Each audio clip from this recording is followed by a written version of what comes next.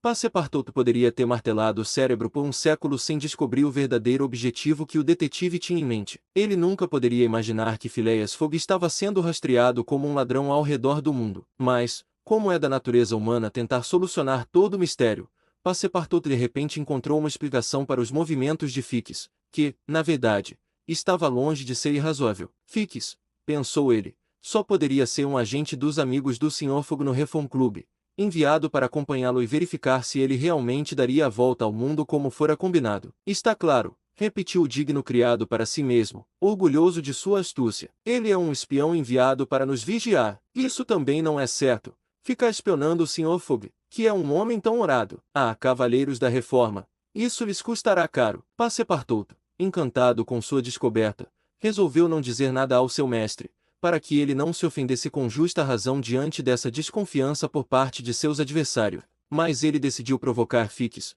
quando tivesse oportunidade, com alusões misteriosas, que, no entanto, não precisariam revelar suas suspeitas reais. Durante a tarde de quarta-feira, 30 de outubro, o Rangoon entrou no Estreito de Malaca, que separa a península de mesmo nome de Sumatra. Os ilhéus montanhosos e escarpados interceptavam as belezas dessa nobre ilha da vista dos viajantes. O Rangoon aportou em Singapura no dia seguinte às 4 da manhã, para receber carvão, tendo ganho meio-dia em relação ao horário previsto de sua chegada. Phileas Fogg anotou esse ganho em seu diário, e então, acompanhado por Aouda, que demonstrava o desejo de caminhar na costa, desembarcou. Fix, que suspeitava de cada movimento de Mr. Fogg, o seguiu cautelosamente, sem ser percebido, enquanto Passepartout, rindo discretamente das manobras de Fix, ia cuidar de seus afazeres habituais. A ilha de Singapura não é imponente em aparência, pois não há montanhas. Ainda assim, sua aparência não é desprovida de atrações. É um parque salpicado por agradáveis estradas e avenidas. Uma carruagem elegante,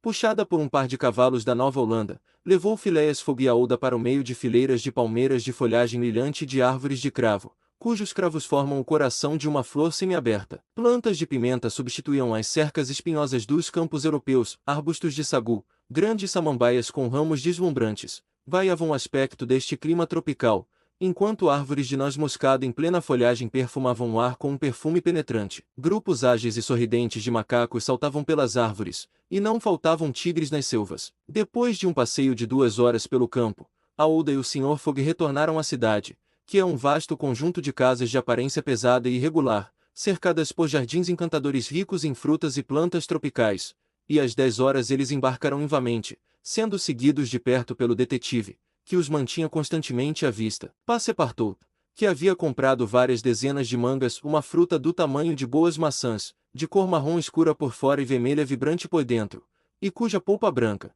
derretendo na boca, proporciona aos gourmets uma sensação deliciosa, estava esperando por eles no convés. Ele ficou mais do que feliz em oferecer algumas mangas a Aouda, que lhe agradeceu muito graciosamente. Às 11 horas, o Rangoon saiu do porto de Singapura, e em poucas horas, as altas montanhas de Malaca, com suas florestas, habitadas pelos tigres de pelagem mais bonita do mundo, desapareceram de vista. Singapura fica a cerca de 13 centenas de milhas da ilha de Hong Kong, que é uma pequena colônia inglesa perto da costa chinesa. Phileas Fogg esperava realizar a viagem em 6 dias, para chegar a tempo do transatlântico que partiria no dia 6 de novembro para Yokohama, o principal porto japonês. O Rangoon tinha uma grande quantidade de passageiros, muitos dos quais desembarcaram em Singapura, entre eles vários indianos, singaleses, chineses, malaios e portugueses, na maioria viajantes de segunda classe. O tempo, que até então estivera bom, mudou com o último quarto da lua. O mar rolava pesadamente, e o vento, de vez em quando, subia quase a uma tempestade, mas, felizmente, soprava do sudoeste, ajudando assim o progresso do vapor. O capitão, sempre que possível, içava as velas, e sob a dupla ação do vapor e das velas, a embarcação fazia rápido progresso ao longo das costas de Anão e da Cochinchina. Devido à construção defeituosa do Rangoon, porém, precauções incomuns tornaram-se necessárias em condições meteorológicas desfavoráveis, mas a perda de tempo que resultava dessa causa, embora quase tivesse deixado Passepartout fora de si, não parecia afetar seu mestre em nada. Passepartout upou o capitão, o engenheiro e a tripulação, e entregou todos os que estavam ligados ao navio à terra onde cresce a pimenta. Talvez o pensamento do gás, que queimava impiedosamente às suas custas na Savile Row, tivesse algo a ver com sua impaciência intensa. Você está com muita pressa, Então disse Fix a ele um dia para chegar a Hong Kong. Com muita pressa, Mr. Fogg, suponho. Está ansioso para pegar o navio para Yokohama. Terrivelmente ansioso. Você acredita nesta viagem ao redor do mundo, então? Absolutamente. E você, Mr. Fix? Eu não acredito nem numa palavra disso. Você é um cão astuto, disse Passepartout, piscando para ele. Essa expressão deixou Fix um pouco perturbado, sem ele saber o porquê. O francês teria adivinhado seu verdadeiro objetivo. Ele não sabia o que pensar, mas como Passepartout poderia ter descoberto que ele era um detetive? No entanto, ao falar daquele jeito, o homem evidentemente queria dizer mais do que expressava. Passepartout foi ainda mais longe no dia seguinte. Ele não conseguiu se conter. Senhor Fix, disse ele, num tom de brincadeira, será que seremos tão azarados de perdê-lo quando chegarmos a Hong Kong? Por quê? Respondeu Fix, um pouco envergonhado. Não sei, talvez. Ah, se você ao menos continuasse conosco. Um agente da Companhia Peninsular, sabe, não pode parar no caminho. Você só ia para Bombaim, e aqui está na China. A América não está longe, e da América para a Europa é apenas um passo. Fix olhou atentamente para seu companheiro, cuja expressão era o mais serena possível, e riu com ele. Mas Passepartout persistiu em provocá-lo perguntando se ele ganhava muito com sua ocupação atual. Sim e não, respondeu Fix. A sorte e azar nessas coisas. Mas você precisa entender que eu não viajo às minhas próprias custas. Oh, disso eu tenho absoluta certeza, exclamou Passepartout, rindo de boa vontade. Fix, bastante intrigado, desceu para sua cabine e se entregou às suas reflexões. Evidentemente ele era suspeito, de alguma forma. O francês havia descoberto que ele era um detetive. Mas será que ele contará isso ao seu patrão? Qual papel ele desempenhava em tudo isso? Era cúmplice ou não? O jogo, então, estava perdido. Fix passou várias horas pensando sobre essas coisas, ora achando que tudo estava perdido, ora convencendo-se de que Fogg ignorava sua presença, e depois indeciso sobre qual seria a melhor atitude a tomar. No entanto, ele manteve sua calma mental e, por fim, resolveu lidar francamente com Passepartout. Se não fosse possível prender Fogg em Hong Kong, e se Fogg fizesse preparativos para deixar aquele último ponto de apoio do território inglês, ele, Fix, contaria tudo a Passepartout. Ou o criado era cúmplice de seu mestre, e nesse caso o mestre sabia de suas ações, e ele fracassaria. Ou então o criado não sabia de nada sobre o roubo, e então seria do interesse dele abandonar o ladrão. Tal era a situação entre Fix e Passepartout. Enquanto isso, Phileas Fogg movia-se acima deles com a mais majestosa e inconsciente indiferença. Ele passava metodicamente em sua órbita ao redor do mundo, indiferente às estrelas menores que gravitavam ao seu redor. No entanto, havia perto dele o que os astrônomos chamariam de uma estrela perturbadora, que poderia ter provocado uma agitação no coração deste cavalheiro. Mas não, os encantos de Aouda não tiveram efeito, para a grande surpresa de Passepartout, e as perturbações, se existissem, seriam mais difíceis de calcular do que as de Urano que levaram à descoberta de Netuno. Todos os dias era um encanto crescente para Passepartout, que lia nos olhos de Aouda a profundidade de sua gratidão para com seu mestre. Phileas Fogg, embora corajoso e galante, devia ser, pensava ele, completamente insensível. Quanto ao sentimento que essa viagem poderia ter despertado nele, claramente não havia nenhum vestígio disso, enquanto o pobre Passepartout existia em devaneios perpétuos. Um dia ele estava encostado no corrimão da casa de máquinas, observando o motor, quando uma súbita inclinação do vapor tirou a hélice da água. O vapor saiu assobiando pelas válvulas, e isso deixou Passepartout indignado. As válvulas não estão suficientemente carregadas, exclamou ele. Não vamos a lugar nenhum. Ah, esses ingleses! Se esta fosse uma embarcação americana, talvez explodíssemos, mas, de qualquer forma, iríamos mais rápido. Capítulo 18. Em que Phileas Fogg, Passepartout e Fix se dedicam cada um aos seus negócios. O tempo estava ruim durante os últimos dias da viagem. O vento, teimosamente permanecendo no noroeste, soprava em forte intensidade e retardava o vapor. O Rangoon rolava pesadamente e os passageiros ficavam impacientes com as longas e monstruosas ondas que o vento levantava diante de seu caminho. Uma espécie de tempestade surgiu em 3 de novembro, com o vendaval sacudindo a embarcação com fúria e as ondas se elevando. O Rangoon arriou todas as suas velas, e até mesmo a Kodami se mostrou insuficiente, assobiando e tremendo em meio ao vendaval. O vapor foi forçado a seguir lentamente, e o capitão estimou que chegaria a Hong Kong com 20 horas de atraso, ou mais, se a tempestade continuasse. Phileas Fogg contemplava o mar tempestuoso, que parecia lutar especialmente para traiçá-lo, com a sua habitual tranquilidade. Ele nunca mudou a expressão por um instante, embora um atraso de 20 horas, ao fazê-lo perder o barco de Yokohama, quase certamente resultaria na perda da aposta. Mas esse homem de coragem não demonstrava nem impaciência nem aborrecimento,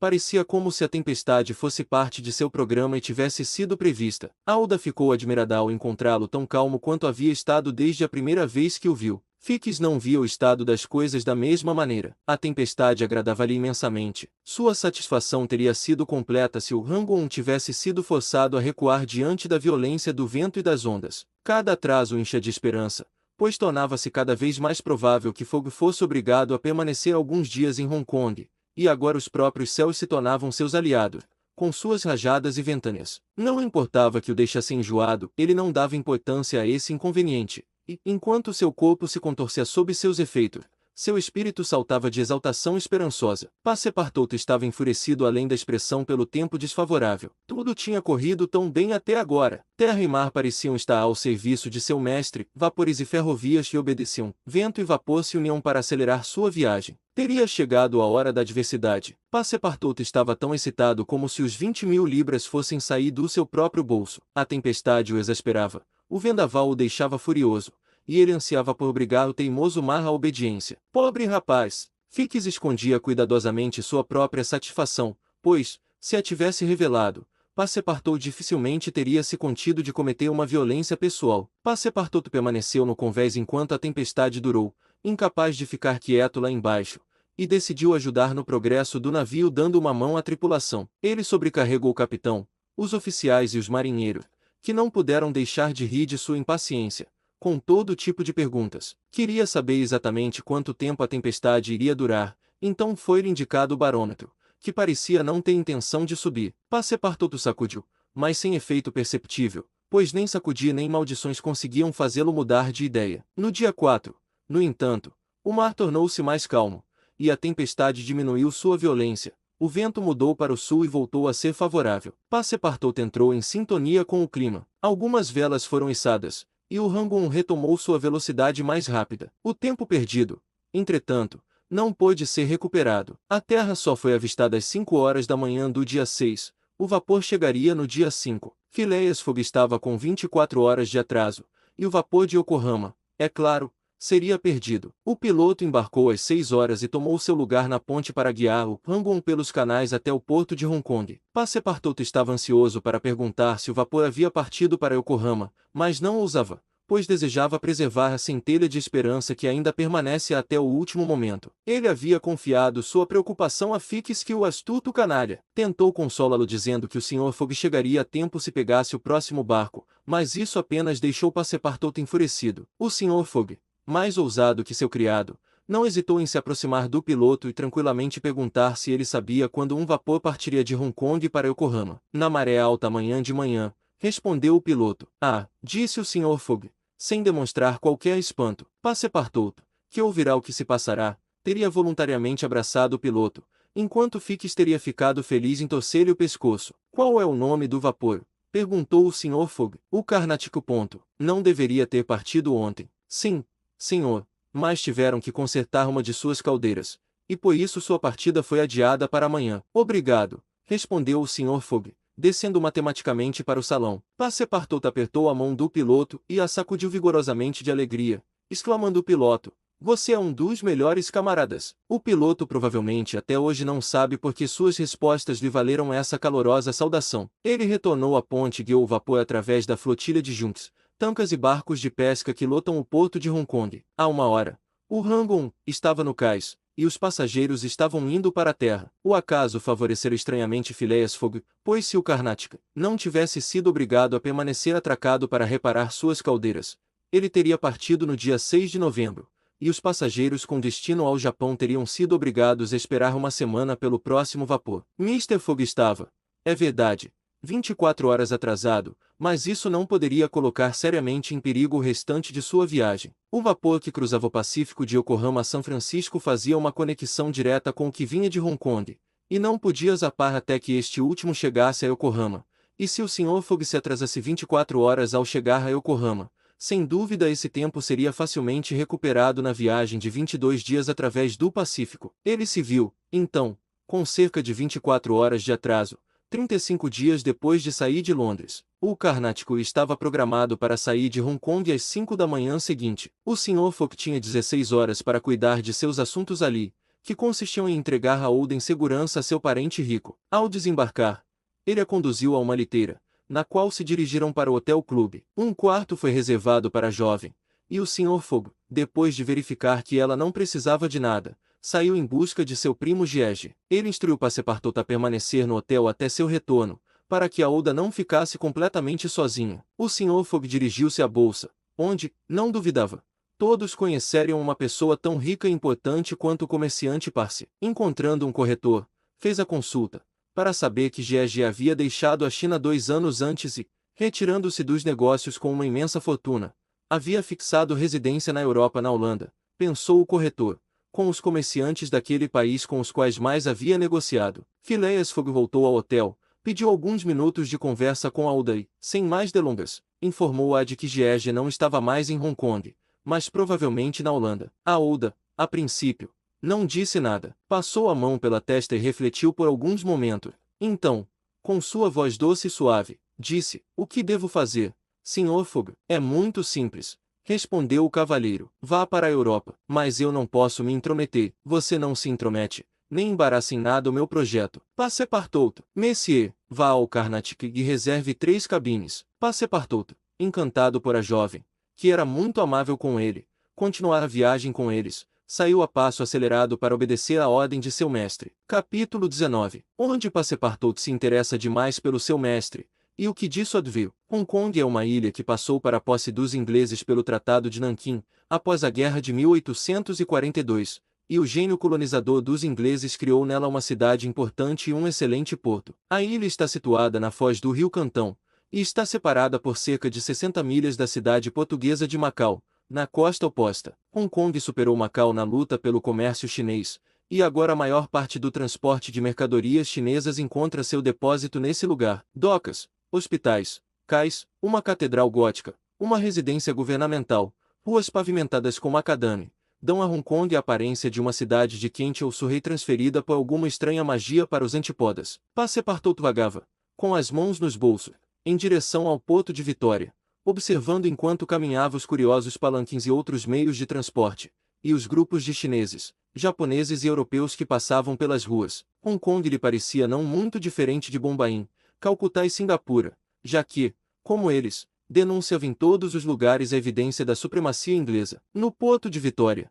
ele encontrou uma massa confusa de navios de todas as nações: ingleses, franceses, americanos e holandeses, navios de guerra e mercantes, juncos japoneses e chineses, sempas, tancas e barcos-flor, que formavam tantos parterres flutuantes. Passepartout notou na multidão vários nativos que pareciam muito velhos e estavam vestidos de amarelo. Ao entrar em um barbeiro para fazer a barba, ele descobriu que esses homens antigos tinham todos pelo menos 80 anos, idade em que é permitido usar amarelo, que é a cor imperial. Passepartout, sem saber exatamente o porquê, achou isso muito engraçado. Ao chegar ao cais onde deveriam embarcar no Carnatic, ele não se surpreendeu ao encontrar Fix andando de um lado para o outro. O detetive parecia muito perturbado e desapontado. "Isso é ruim", murmurou Passepartout, para os cavaleiros do Reform Club. Ele abordou Fix com um sorriso alegre, como se não tivesse percebido o desgosto daquele cavalheiro. O detetive, de fato, tinha bons motivos para se queixar da má sorte que o perseguia. O mandado não tinha chegado. Certamente estava a caminho, mas também era certo que não chegaria a Hong Kong por vários dias, e sendo este o último território inglês na rota do Sr. Fogg, o ladrão escaparia, a menos que ele conseguisse detê-lo. "Pois bem, Monsieur Fix", disse Passepartout, "você decidiu ir conosco até a América." "Sim", respondeu Fix, através dos dentes cerrados. "Ótimo!" exclamou Passepartout, rindo com vontade. "Eu sabia que você não conseguiria se convencer a se separar de nós. Venha e reserve sua cabine." Eles entraram no escritório do navio e garantiram cabines para 4 pessoas. O funcionário, ao entregar os bilhetes, informou que, como os reparos no Carnatic haviam sido concluídos, o navio partiria naquela mesma noite, e não na manhã seguinte, como havia sido anunciado. "Isso vai agradar ainda mais ao meu mestre", disse Passepartout. "Vou lá avisá-lo." Fix agora decidiu tomar uma atitude ousada. Ele resolveu contar tudo a Passepartout. Parecia ser o único meio possível de manter Phileas Fogg por mais alguns dias em Hong Kong. Ele, portanto, Convidou seu companheiro para uma taverna que chamou sua atenção no cais. Ao entrarem, encontrarão-se em uma grande sala elegantemente decorada, no final da qual havia uma grande cama de campanha equipada com almofadas. Várias pessoas repousavam nesta cama em sono profundo. Nas pequenas mesas distribuídas pela sala, cerca de 30 clientes bebiam cerveja inglesa, porter, gin e conhaque, fumavam. Enquanto isso, longos cachimbos de barro vermelho carregados com pequenas bolas de ópio misturadas com essência de rosa. De vez em quando, um dos fumantes, tomado pelo narcótico, escorregava para debaixo da mesa, e os garçons, pegando pela cabeça e pelos pés, o carregavam e o colocavam na cama. A cama já suportava 20 desses caos atordoados. Fix e Passepartout viram que estavam em uma casa de fumo à sombra da por aquelas criaturas miseráveis, cadavéricas e idiotas, as quais os comerciantes ingleses vendem todo ano a miserável droga chamada ópio, na quantia de 1.400.000 libras, milhares dedicados a um dos vícios mais desprezíveis que afligem a humanidade. O governo chinês tentou em vão lidar com o mal por meio de leis rigorosas. Ele passou gradualmente dos ricos, aos quais inicialmente era reservado exclusivamente, para as classes mais baixas, e então seus estragos não puderam ser contidos. Ópio é fumado em todos os lugares, a qualquer hora, por homens e mulheres, no Império Celestial, e, uma vez acostumadas a ele, as vítimas não podem prescindir dele, exceto sofrendo contorções corporais e agonias horríveis. Um grande fumante pode fumar até 8 cachimbos por dia, mas morre em 5 anos. Foi em um desses antros que Fix e Passepartout, em busca de um copo amistoso, se encontraram. Passepartout não tinha dinheiro, mas aceitou de bom grado o convite de Fix na esperança de retribuir a gentileza em algum momento futuro. Eles pediram 2 garrafas de vinho do Porto, das quais o francês fez plena justiça, enquanto Fix observava com muita atenção. Conversaram sobre a viagem, e Passepartout estava especialmente alegre com a ideia de que Fix iria continuar a jornada com eles. Quando as garrafas ficaram vazias, no entanto, ele se levantou para ir informar seu mestre sobre a mudança no horário de partida do Carnatic. Fix segurou-o pelo braço e disse: "Espere um momento." "Para quê, Sr. Fix?" "Quero ter uma conversa séria com você." "Uma conversa séria?" exclamou Passepartout, bebendo o pouco vinho que restava no fundo do copo. "Bem, vamos falar sobre isso amanhã, agora não tenho tempo." "Fique, o que eu tenho a dizer diz respeito ao seu mestre." Passepartout, diante disso, olhou atentamente para seu companheiro. O rosto de Fix parecia ter uma expressão singular. Ele retomou seu assento. "Que é que você tem a dizer?" Fix colocou a mão sobre o braço de Passepartout. Baixando a voz, disse: "Você adivinhou quem eu sou?" "Parbleu", disse Passepartout, sorrindo. "Então vou te contar tudo. Agora que sei de tudo, meu amigo." "Ah, isso é muito bom, mas continue. Continue. Porém, primeiro, deixe-me dizer que aqueles cavalheiros se colocaram em uma despesa inútil." "Inútil?" disse Fix. "Você fala com confiança. Está claro que você não sabe o quão grande é a quantia." "Claro que sei", respondeu Passepartout. 20.000 libras. 55.000, respondeu Fix, apertando a mão do companheiro. "O quê?" exclamou o francês. "Monsieur Fogg usou 55.000 libras." "Bem, há ainda mais razão para não perder um instante", continuou, levantando-se apressadamente. Fix empurrou Passepartout de volta para a cadeira e continuou: 55.000 libras. E se eu conseguir, recebo 2.000 libras. Se você me ajudar, deixarei você ficar com 500 delas." "Ajudar você?" exclamou Passepartout, com os olhos arregalados. "Sim, ajudar-me a manter o Sr. Fogg aqui por 2 ou 3 dias. Mas o que você está dizendo? Esses cavalheiros não se satisfazem em seguir meu mestre e suspeitar de sua honra. Ainda tem que tentar colocar obstáculos em seu caminho. Eu me envergonho deles." "Como assim?" "Quero dizer que é uma espécie de truque vergonhoso. Eles poderiam muito bem emboscar o Sr. Fogg e colocar o dinheiro dele no bolso." "É exatamente isso que planejamos fazer." "Então é uma conspiração",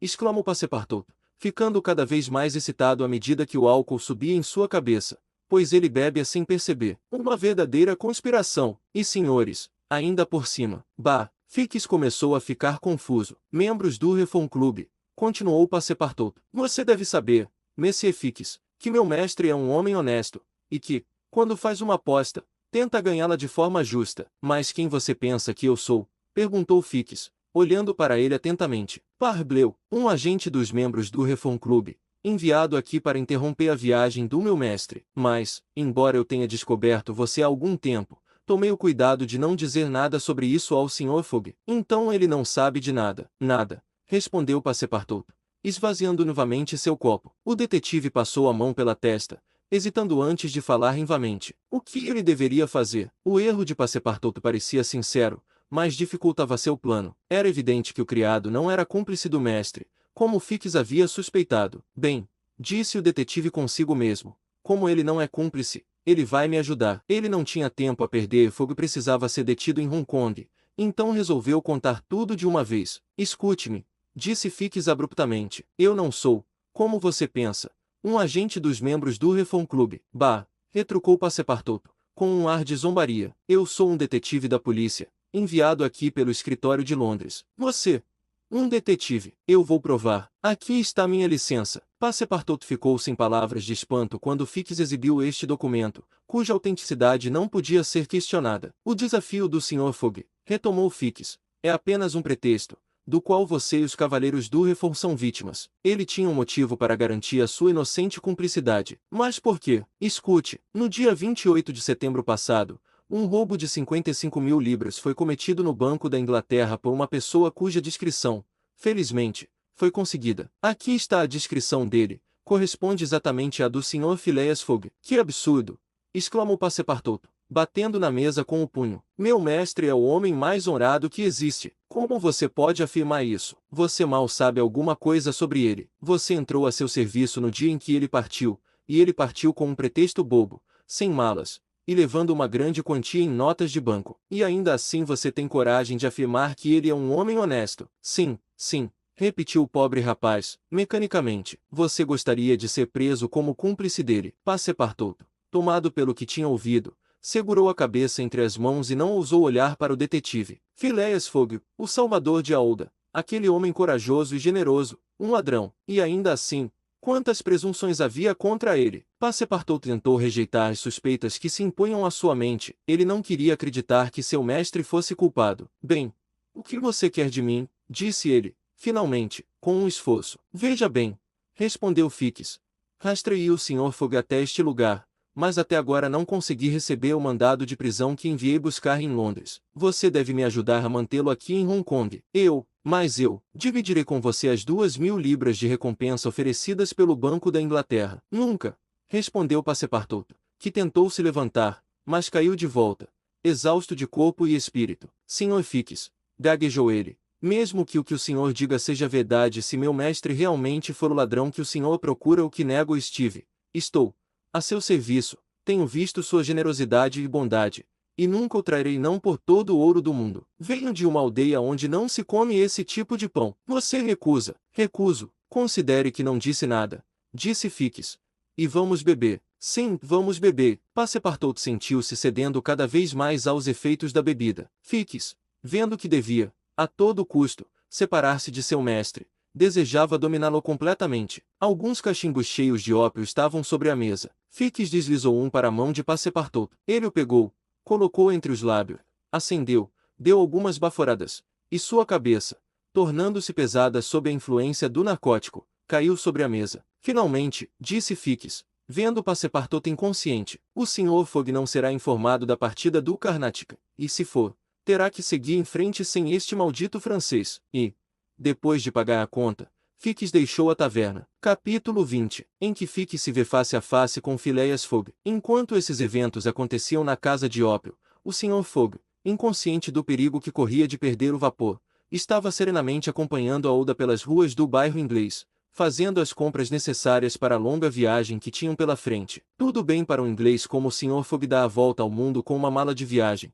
Não se poderia esperar que uma senhora viajasse confortavelmente nessas condições. Ele cumpria sua tarefa com a serenidade que lhe era característica, e invariavelmente respondia às reclamações de sua bela acompanhante, que ficava confusa com sua paciência e generosidade. É pelo interesse da minha viagem uma parte do meu programa. As compras feitas, eles retornaram ao hotel, onde jantaram em uma mesa de mesa d'hôte luxuosamente servida. Depois disso, Aouda, apertando a mão de seu protetor à moda inglesa, retirou-se para seu quarto para descansar. O Sr. Fogg se absorveu durante toda a noite na leitura do Times e do Illustrated London News. Se ele fosse capaz de se espantar com alguma coisa, teria sido por não ver seu criado retornar na hora de dormir. Mas, sabendo que o vapor não sairia para Yokohama até a manhã seguinte, ele não se preocupou com o assunto. Quando Passepartout não apareceu na manhã seguinte para atender ao sino de seu mestre, o Sr. Fogg, sem demonstrar o menor aborrecimento, contentou-se em pegar sua mala de viagem, chamar Aouda e mandar procurar um palanque. Eram então 8 horas,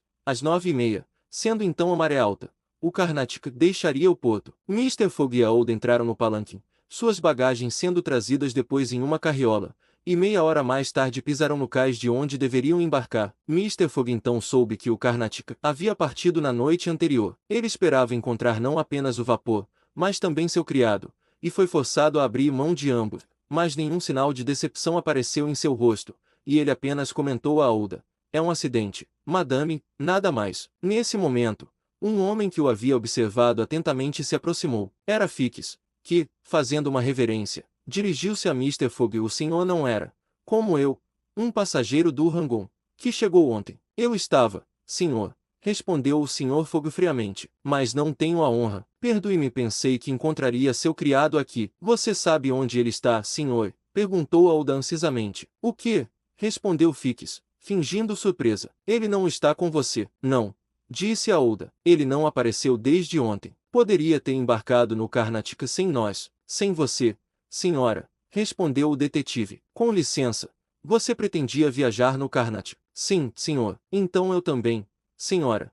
Estou extremamente desapontado." O Karnataka, com os reparos concluídos, deixou Hong Kong 12 horas antes do horário previsto, sem nenhum aviso, e agora teremos que esperar uma semana por outro vapor. Quando ele disse uma semana, Fix sentiu seu coração saltar de alegria. Fogg detido em Hong Kong por uma semana. Haveria tempo para que o mandado chegasse, e a sorte finalmente favorece ao representante da lei. Pode-se imaginar seu horror ao ouvir o Sr. Fogg dizer, com sua voz plácida: "Mas parecem haver outros navios além do Karnataka, no porto de Hong Kong." E, oferecendo o braço a Aouda, dirigiu-se em direção aos cais em busca de alguma embarcação prestes a zapar. Fix, estupefato, seguiu-o. Parecia como se estivesse preso ao Sr. Fogg por um fio invisível. O acaso, no entanto, parecia realmente ter abandonado o homem a quem tivera servido tão bem até então. Durante 3 horas, Phileas Fogg percorreu os cais, com a determinação, se necessário, de fretar um navio para levá-lo a Yokohama, mas só conseguia encontrar embarcações que estavam carregando ou descarregando,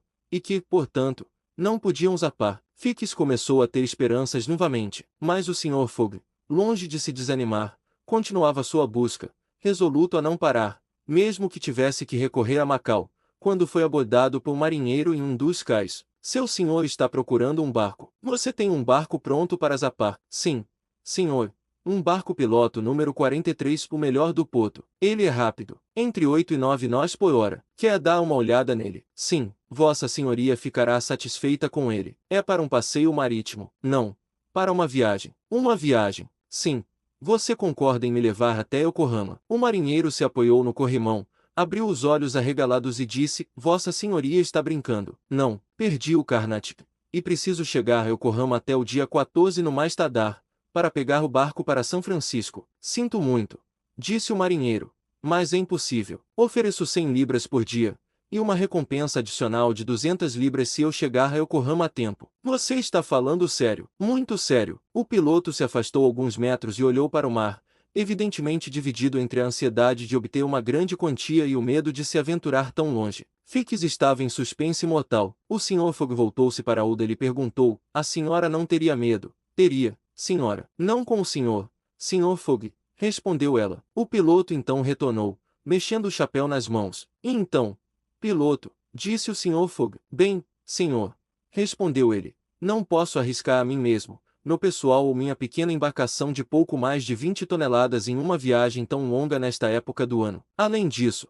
não conseguiríamos chegar a Yokohama a tempo, pois fica a 1.660 milhas de Hong Kong." "Apenas 1.600, disse o Sr. Fogg. "É a mesma coisa." Fix respirou mais aliviado. "Mas," acrescentou o piloto, "pode ser arranjado de outra maneira." Fix parou completamente de respirar. "Como?"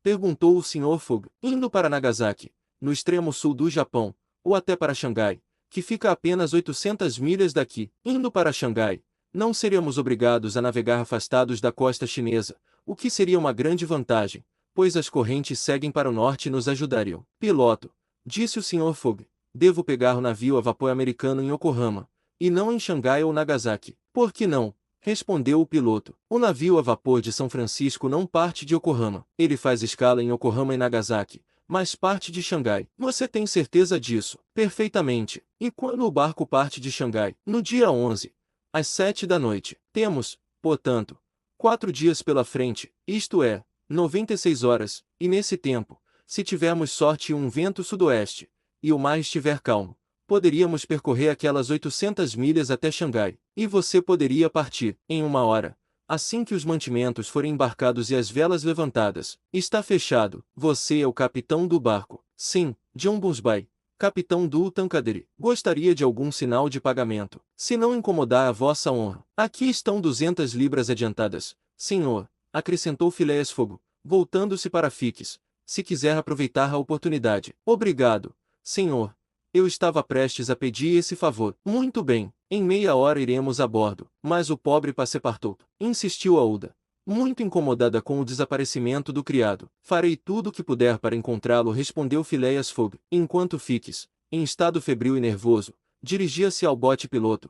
Os outros seguiram para a delegacia de polícia em Hong Kong. Lá, Phileas Fogg forneceu a descrição de Passepartout e deixou uma quantia em dinheiro para ser gasta na sua busca. Tendo sido cumpridas as mesmas formalidades no consulado francês, e o palanquim tendo parado no hotel para o resgate das bagagens, que haviam sido enviadas de volta para lá, eles retornaram ao cais. Já eram 3 horas, e o bote piloto número 43, com sua tripulação a bordo e seus suprimentos armazenados, estava pronto para partir. A Tancadere era uma embarcação pequena e organizada de 20 toneladas, tão graciosamente construída quanto se fosse um iate de corrida. Seu revestimento de cobre brilhante, seu trabalho em ferro galvanizado, seu convés, branco como marfim, traíam orgulho de John Bunsby em torná-la apresentável. Seus 2 mastros se inclinavam um pouco para trás, carregava bergantina, vela de proa, proa de tempestade e vela fixa, e estava bem equipada para navegar contra o vento, e parecia capaz de alta velocidade, o que, de fato, já havia provado ao conquistar vários prêmios em regatas de barco-piloto. A tripulação do Tancadere era composta por John Bunsby, o capitão, e 4 marinheiros resistentes, familiarizados com os mares chineses. John Bunsby, e próprio, um homem de cerca de 45 anos, vigoroso, bronzeado pelo sol, com uma expressão animada nos olhos e um semblante enérgico e autoconfiante, inspiraria confiança até mesmo nos mais tímidos.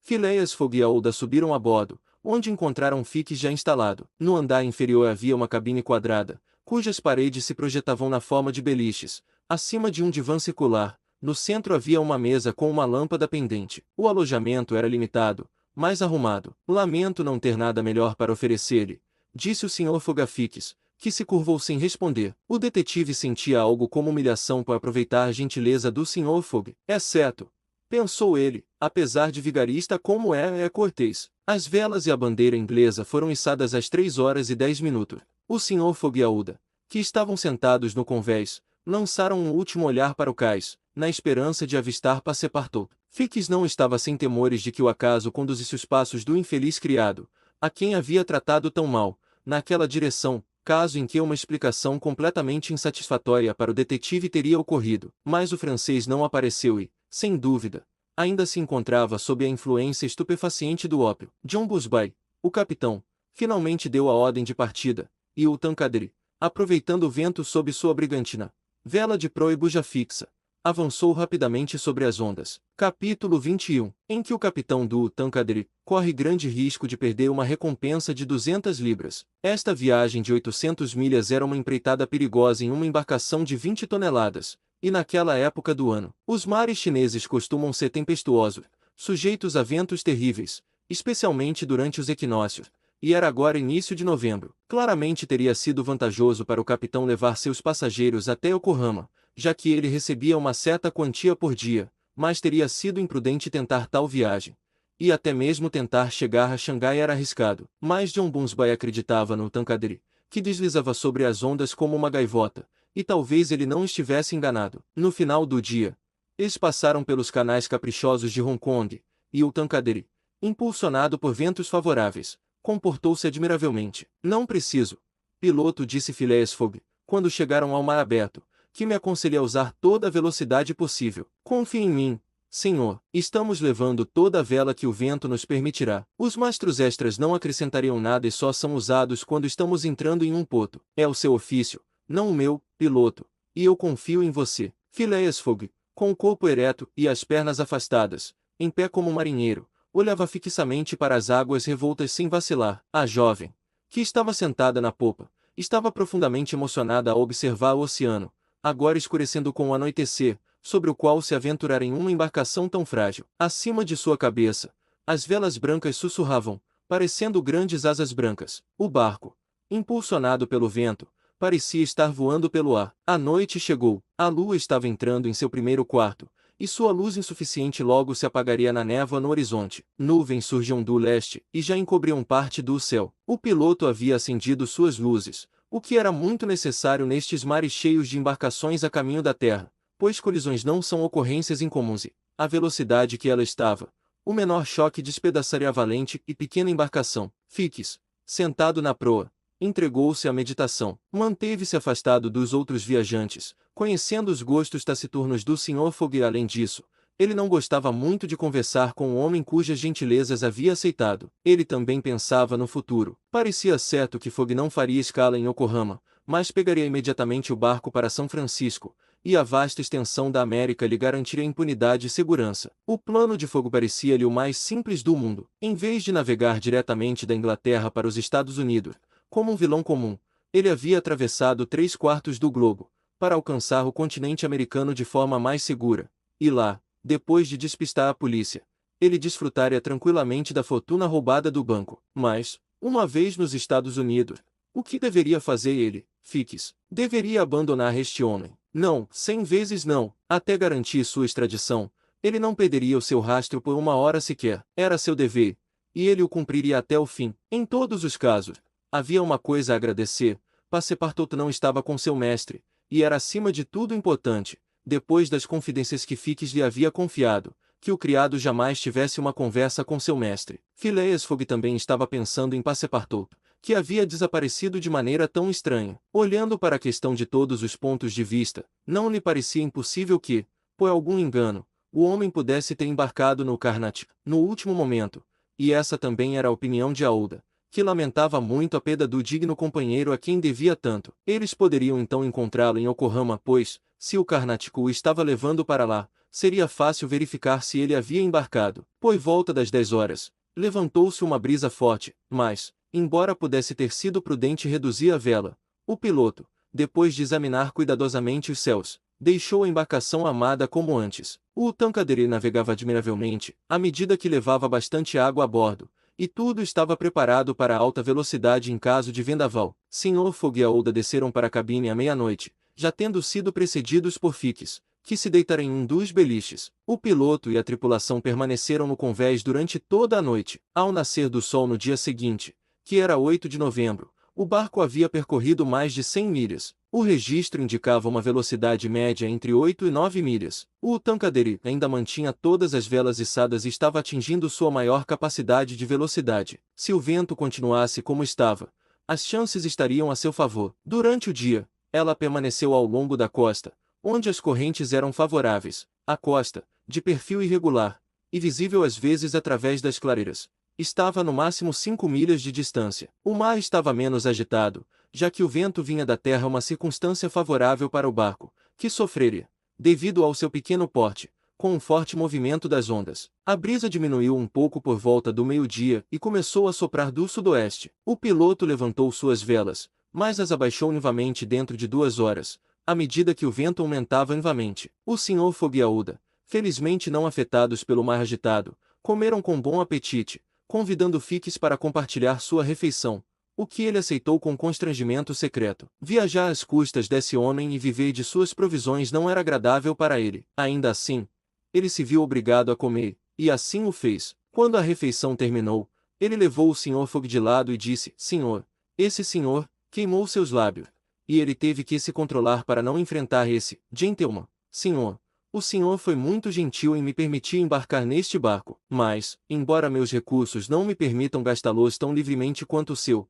devo pedir para pagar a minha parte. Não precisamos falar sobre isso, senhor, respondeu o Sr. Fogg. Mas, se eu insistir, não, senhor, repetiu o Sr. Fogg, em um tom que não permitia réplica. Isso faz parte das minhas despesas gerais. Fiques, enquanto se curvava, sentiu um aperto no peito, e ao seguir adiante, onde se acomodam, não abriu a boca pelo resto do dia. Enquanto isso, eles progrediam maravilhosamente, e John Bunsby estava cheio de esperança. Ele assegurou várias vezes ao Sr. Fogg que chegariam a Xangai a tempo, ao que o cavalheiro respondeu que contava com isso. A tripulação começou a trabalhar com afinco, inspirada pela recompensa a ser obtida. Não havia um pano que não estivesse esticado, nem uma vela que não fosse içada vigorosamente, não se podia atribuir um solavanco ao homem no leme. Trabalharam com tanta intensidade como se estivessem competindo em um regata real de iates. Ao anoitecer, o diário mostrava que 220 milhas haviam sido feitas a partir de Hong Kong, e o Sr. Fogg poderia esperar conseguir chegar a Yokohama sem registrar qualquer atraso em seu diário.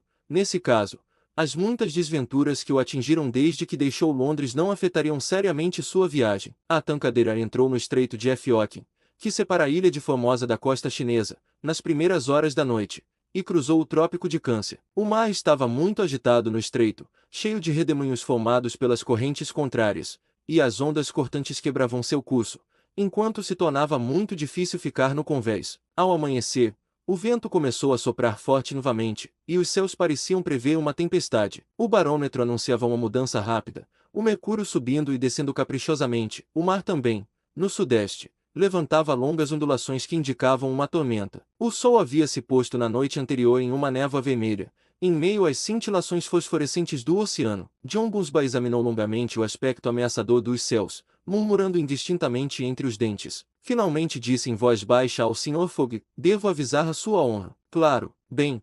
Vamos ter uma rajada." "O vento vem do norte ou do sul?" perguntou o Sr. Fogg calmamente. "Do sul, olhe. Um tufão está se aproximando." "Que bom que é um tufão do sul, pois ele nos levará para a frente." "Ah, se você vê por esse lado," disse John Bunsby. "Não tenho mais nada a dizer." As suspeitas de John Bunsby foram confirmadas. Em uma época menos avançada do ano, o tufão, segundo um famoso meteorologista, teria passado como uma cascata luminosa de chamas elétricas, mas no equinócio de inverno temia-se que ele rompesse sobre eles com grande violência. O piloto tomou suas precauções com antecedência. Ele arriou todas as velas, os mastros de polos foram dispensados, toda a tripulação foi para a proa. Uma única vela triangular, de lona resistente, foi içada como velame de tempestade, de modo a segurar o vento por trás. Então eles esperaram. John Bunsby havia pedido aos seus passageiros que descessem para baixo, mas esse aprisionamento em um espaço tão estreito, com pouco ar, e o barco saltitando na tempestade, estava longe de ser agradável. Nem o Sr. Fogg, nem Fix, nem Aouda consentiram em deixar o convés. A tempestade de chuva e vento caiu sobre eles por volta das 8 horas. Com apenas uma pequena vela, o Tankadere era levantado como uma pluma por um vento, cuja violência é difícil de descrever. Comparar sua velocidade a 4 vezes a de uma locomotiva a todo vapor seria diminuir a realidade. O barco avançou assim para o norte durante todo o dia, empurrado por ondas monstruosas, mantendo sempre, felizmente, uma velocidade igual à delas. 20 vezes pareceu quase ser submerso por essas montanhas de água que surgiam atrás dele, mas a hábil condução do piloto salvou. Os passageiros eram frequentemente banhados pelo spray, mas aceitavam isso filosoficamente. Fix, sem dúvida, resmungava, mas Aouda, com os olhos fixos em seu protetor, cuja calma surpreendia, mostrou-se digna dele e enfrentou bravamente a tempestade. Quanto a Phileas Fogg, parecia exatamente como se o tufão fosse parte de seu programa. Até aquele momento, o Tankadere sempre seguirá rumo ao norte, mas, ao anoitecer, o vento, mudando de direção em 3/4, veio do noroeste. O barco, agora deitado na depressão das ondas, tremerolava terrivelmente. O mar o atingia com violência assustadora. À noite, a tempestade aumentou de intensidade. John Bunsby viu a aproximação da escuridão e o aumento da tempestade com sombrias apreensões. Ele pensou por um momento,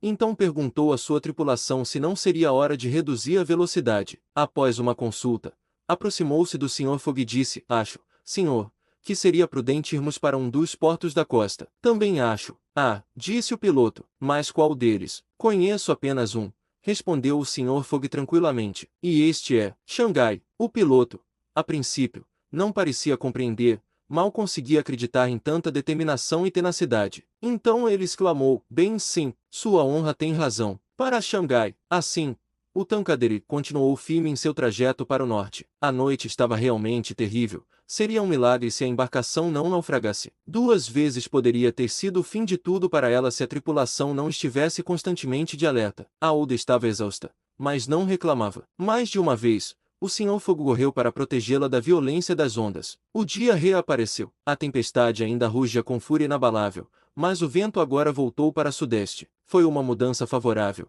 e o Tancadere vivamente avançou sobre este mar montanhoso, embora as ondas se cruzassem, transmitindo choques e contra-choques que teriam esmagado uma embarcação menos robusta. De vez em quando, a costa era visível através do nevoeiro quebrado, mas nenhuma embarcação estava à vista. O Tancadere estava sozinho no mar. Houve alguns sinais de calmaria ao meio-dia, e eles se tornaram mais nítidos à medida que o sol descendia em direção ao horizonte. A tempestade tivera a mesma brevidade que intensidade. Os passageiros, completamente exaustos, podiam agora comer um pouco e descansar. A noite estava relativamente tranquila. Algumas velas foram içadas novamente, e a velocidade do barco estava muito boa. Na manhã seguinte, ao amanhecer, avistaram a costa, e John Bunsby pôde afirmar que não estavam a 100 milhas de Xangai. 100 milhas, e apenas um dia para percorrê-las. Naquela mesma noite, o Sr. Fogg deveria chegar a Xangai, se não quisesse perder o vapor para Yokohama. Se não houvesse havido tempestade, durante a qual várias horas se perderam, eles estariam neste momento a 30 milhas de seu destino. O vento ficou decididamente mais calmo, e felizmente, o mar acompanhou essa mudança. Todas as velas já estavam içadas e, ao meio-dia, o Tancadere estava a 45 milhas de Xangai. Ainda restavam 6 horas para percorrer essa distância. Todos a bordo temiam que não fosse possível, e cada um Phileas Fogg, sem dúvida, exceto sentia o coração bater de impaciência. O barco precisava manter uma média de 9 milhas por hora, e o vento ficava mais fraco a cada momento. Era uma brisa caprichosa, vinda da costa, e depois que passava, o mar ficava calmo. Mesmo assim, o Tancadere era tão leve, e suas belas velas agarravam tão bem os zéfiros volúveis, que, com a ajuda das correntes, John Bunsby se viu às 6 horas a não mais do que 10 milhas da foz do rio Xangai. A própria Xangai está situada a pelo menos 12 milhas rio acima. Às 7, eles ainda estavam a 3 milhas de Xangai. O piloto soltou um juramento zangado. A recompensa de 200 libras evidentemente estava prestes a escapar-lhe. Ele olhou para o Sr. Fogg. O Sr. Fogg estava perfeitamente tranquilo, e ainda assim toda a sua fortuna estava, neste momento, em jogo. Neste momento, também, um longo funil negro, coroado por coroas de fumaça, apareceu na margem das águas. Era o vapor americano, partindo para Yokohama no horário marcado. Maldição! Gritou John Bunsby, empurrando o leme com um impulso desesperado. Sinalize para ela, disse Phileas Fogg calmamente. Um pequeno canhão de bronze estava no convés dianteiro do Tancadere, para fazer sinais na neblina. Estava carregado até a boca, mas, justamente quando o piloto estava prestes a aplicar uma brasa incandescente no orifício da cavilha, o Sr. Fogg disse sem a bandeira. A bandeira foi içada a meio mastro, sendo este o sinal de socorro. Esperava-se que o vapor americano, percebendo, mudaria um pouco sua rota para socorrer o barco piloto. Fogo, disse o Sr. Fogg, e o estrondo do pequeno canhão ressoou pelo ar. Capítulo XXI, onde Passepartout descobre que, mesmo nos antípodos, é conveniente ter um dinheiro no bolso. O Karnataka zarparia de Hong Kong às 6h30 do dia 7 de novembro. Dirigiu seu curso a toda velocidade rumo ao Japão. Transportava uma grande carga e uma cabine repleta de passageiros. 2 cabines de hóspedes na parte traseira, no entanto, estavam desocupadas aquelas que haviam sido reservadas por Phileas Fogg. No dia seguinte, um passageiro com os olhos semicerrados, passo vacilante e cabelos despenteados, foi visto saindo da segunda cabine e cambaleando até um assento no convés. Era Passepartout. E o que lhe acontecerá foi o seguinte: pouco depois que Fix deixou o antro de ópio, 2 empregados haviam erguido o Passepartout inconsciente e o carregado até a cama reservada aos fumantes. 3 horas mais tarde, perseguido mesmo em seus sonhos por uma ideia fixa, o pobre rapaz acordou e lutou contra a influência entorpecente do narcótico. O pensamento de um dever não cumprido dissipou seu torpor, e ele se apressou a sair da morada da embriaguez, cambaleando e se apoiando nas paredes, caindo e se levantando vivamente, e irresistivelmente impelido por uma espécie de instinto.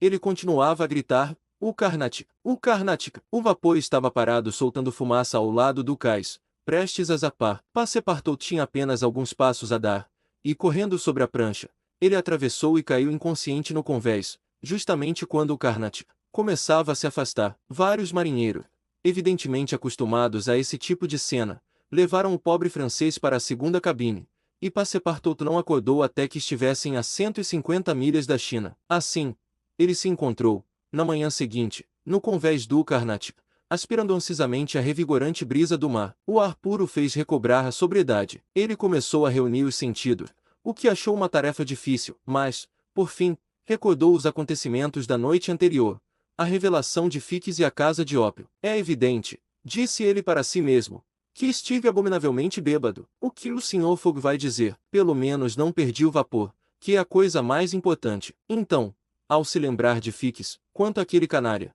espero que tenhamos nos livrado bem dele, e que ele não tenha ousado, como propôs, nos seguir a bordo do Carnatic. Um detetive atrás do Sr. Fogg, acusado de roubar o Banco da Inglaterra. Bah, o Sr. Fogg não é mais um ladrão do que eu sou um assassino. Deveria ele divulgar a verdadeira missão de Fix ao seu mestre. Seria bom contar a parte que o detetive estava desempenhando. Não seria melhor esperar até que o Sr. Fogg chegasse a Londres novamente e então informá-lo de que um agente da Polícia Metropolitana o havia seguido ao redor do mundo, e dar uma boa risada sobre isso? Sem dúvida, pelo menos, valia a pena considerar. A primeira coisa a fazer era encontrar o Sr. Fogg e pedir desculpas por seu comportamento singular. Passepartout se levantou e foi, na medida do possível com o balanço do vapor, para o convés de popa. Não viu ninguém que se parecesse com seu mestre ou com Aouda. Bom, murmurou ele, Aouda ainda não se levantou, e provavelmente o Sr. Fogg encontrou alguns parceiros para jogar-vis. Ele desceu para o salão. O Sr. Fogg não estava lá. Passepartout só precisava,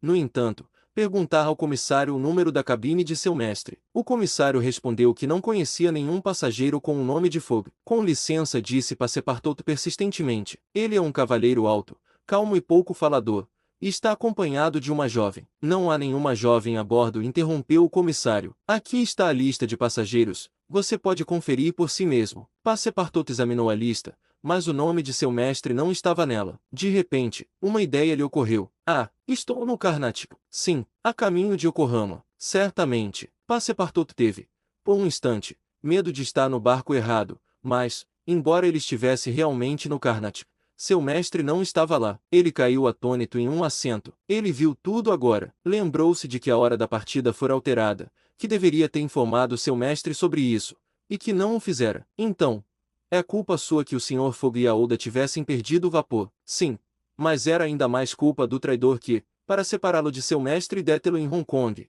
o havia induzido a se embriagar. Ele agora via o truque do detetive, e naquele momento o Sr. Fogg certamente estava arruinado, sua aposta perdida, e ele próprio talvez preso e encarcerado. Ao pensar nisso, Passepartout puxou os cabelos. Ah, se Fix algum dia chegasse ao seu alcance, que acerto de contas seria! Após sua primeira depressão, Passepartout tornou-se mais calmo e começou a estudar sua situação. Certamente não era uma situação invejável. Ele se via a caminho do Japão, e o que deveria fazer quando chegasse lá? Seu bolso estava vazio. Ele não tinha um único xelim, nem sequer um centavo. Felizmente, sua passagem já havia sido paga adiantadamente, e ele tinha 5 ou 6 dias para decidir sobre seu curso futuro. Ele atacava as refeições com apetite e comia pelo Sr. Fogg, por Aouda e por si mesmo. Servia-se generosamente como se o Japão fosse um deserto, onde nada de comida pudesse ser encontrado. Ao amanhecer do dia 13, o Carnatic entrou no porto de Yokohama. Este é um porto de escala importante no Pacífico, onde todos os vapores postais e aqueles que transportam viajantes entre a América do Norte, China, Japão e as Ilhas Orientais atracam. Está situado na Baía de Edo, a uma curta distância daquela segunda capital do Império Japonês, e residência do Utkon, o imperador civil, antes que o Mikado, o imperador espiritual, absorvesse seu cargo em seu próprio. O Carnatic ancorou no cais próximo à alfândega, em meio a uma multidão de navios ostentando as bandeiras de todas as nações. Passepartout desembarcou timidamente neste território tão curioso dos Filhos do Sol. Não tinha nada melhor a fazer do que, tomando o acaso como guia, vagar sem rumo pelas ruas de Yokohama. No início, encontrou-se em um bairro totalmente europeu, com casas de fachadas baixas, adornadas com varandas, sob as quais ele vislumbrava pórticos bem cuidados. Este bairro ocupava, junto com suas ruas, praças, cais e armazéns, todo o espaço entre o promontório do Tratado e o rio. Aqui, como em Hong Kong e Calcutá, havia multidões mistas de todas as raças, americanos e ingleses, chineses e holandeses, principalmente comerciantes prontos para comprar ou vender qualquer coisa. O francês se sentiu tão só entre eles como se tivesse caído bem no meio dos hotentotes. Ele tinha, ao menos, um recurso: recorrer aos cônsules francês e inglês em Yokohama em busca de ajuda. Mas ele se encolhia de contar a história de suas aventuras, intimamente ligada à de seu mestre, e antes de fazê-lo, decidiu esgotar todos os outros meios de auxílio. Como a sorte não o favoreceu no bairro europeu, ele penetra no habitado pelos japoneses nativos, decidido, se necessário, a avançar até Edo. O bairro japonês de Yokohama é chamado Benten, em homenagem à deusa do mar, que é venerada nas ilhas ao redor. Ali, Passepartout contemplou belos bosques de abetos e cedro, portões sagrados de uma arquitetura singular, pontes meio escondidas no meio de bambus e junco, templos sombreando-se sob imensos cedros, retiros sagrados onde se abrigavam sacerdotes budistas e sectários de Confúcio, e ruas intermináveis, onde uma perfeita colheita de crianças de bochechas rosadas e vermelhas, que pareciam ter sido recortadas de bambus japoneses, e que brincavam em meio a podres de pernas curtas e gatos amarelados, poderia ser reunida. As ruas estavam cheias de pessoas, padres passavam em procissões, batendo em seus tambores monótonos, policiais e oficiais da alfândega com chapéus pontudos incrustados de laca e carregando 2 sabres pendurados na cintura, soldados, vestidos com algodão azul com listras brancas e potando armas, os guarda-costas do Mikado, envoltos em túnicas de seda, cotas de malha e capas de ferro, e vários militares de todas as patentes, pois a profissão militar é tão respeitada no Japão quanto é desprezada na China, e iam de um lado para o outro em grupos e duplas. Passepartout também viu monges mendicantes, peregrinos de longas vestes e civis simples, com seus cabelos desgrenhados e negros como o ébano, cabeças grandes, troncos longos, pernas esbeltas, estatura baixa e complexões que variavam do cobre ao branco cadáver, mas nunca amarelo, como os chineses, dos quais os japoneses diferem amplamente. Ele não deixou de observar os curiosos equipamentos, carruagens e palanquins, túmulos equipados com velas e caixas de bambu, nem as mulheres, que ele achava não especialmente bonitas, que davam pequenos passos com seus pequenos pés, usando sapatos de lona, sandálias de palha e tamancos de madeira trabalhada, e que exibiam olhos apertados, peitos planos, dentes elegantemente escurecidos e vestidos cruzados com lenços de seda, amarrados em um enorme nó atrás de um ornamento que as modernas damas parisienses parecem ter emprestado das damas do Japão. Passepartout vagou por várias horas no meio dessa multidão variada, olhando pelas janelas das lojas ricas e curiosas, dos estabelecimentos de joias brilhando com estranhos ornamentos japoneses, dos restaurantes decorados com serpentinas e bandeiras, das casas de chá, onde a bebida aromática era consumida com sake, uma bebida alcoólica produzida a partir da fermentação do arroz, e das confortáveis casas de fumo, onde se tragava, não ópio, que é quase desconhecido no Japão, mas um tabaco muito fino e fibroso. Ele continuou andando até se encontrar nos campos, em meio a vastas plantações de arroz. Lá ele viu camálias deslumbrantes se expandindo, com flores que exalavam suas últimas cores e perfumes, não em arbustos, mas em árvores, e dentro de cercados de bambu, cerejeiras, ameixeiras e macieiras, que os japoneses cultivam mais pelas flores do que pelos frutos, e que estranhos espantalhos com aparência engraçada protegiam dos pardais, pombos, corvos e outras aves vorazes. Nos galhos dos cedros estavam empoleiradas grandes águias, entre a folhagem dos salgueiros chorões havia garças, solenes, em pé sobre uma perna, e por toda parte havia corvo, pato, falcões, aves selvagens e uma multitude de digrou, que os japoneses consideram sagrada e que, para eles, simboliza longevidade e prosperidade. Enquanto caminhava, Passepartout avistou algumas violetas entre os arbustos. Bom, disse ele, vou ter um pouco de jantar, mas, ao cheirá-las, percebeu que não tinham cheiro. Sem chance aqui, pensou ele. O digno rapaz certamente tinha tomado muito cuidado para tomar um café da manhã bem reforçado antes de deixá-lo, Karnataka. Mas, como estivera caminhando o dia todo, a fome começava a se tornar insistente. Ele percebeu que as barracas de açougueiros não continham nem carne de carneiro, nem de cabra, nem de porco, e sabendo também que é um sacrilégio matar gado, que é preservado apenas para a agricultura, decidiu que a carne era bem escassa em Yokohama e não estava enganado, e na falta de carne de açougueiro, ele poderia ter desejado um quarto de javali ou veado, uma perdiz, ou algumas codornas, algum caça ou peixe, que, com arroz, os japoneses comem quase exclusivamente. Mas ele achou necessário manter o ânimo firme e adiar a refeição que desejava até a manhã seguinte. A noite chegou, e Passepartout voltou a entrar no bairro nativo, onde vagou pelas ruas, iluminadas por lanternas de várias cores, observando os dançarinos, que executavam passos habilidosos e saltos, e os astrólogos que estavam ao ar livre com seus telescópios. Então ele chegou ao porto, que estava iluminado pelas tochas de resina dos pescadores, que pescavam de seus barcos. As ruas finalmente ficaram silenciosas, e a patrulha, cujos oficiais, em seus esplêndidos trajes e cercados por suas comitivas, Passepartout achava parecerem embaixadores, sucedeu à multidão agitada. Cada vez que uma companhia passava, Passepartout ria consigo mesmo e dizia: bom, outra embaixada japonesa partindo para a Europa. Capítulo CI, em que o nariz de Passepartout se torna exageradamente longo. Na manhã seguinte, o pobre, cansado e faminto Passepartout disse a si mesmo que precisava conseguir algo para comer a qualquer custo,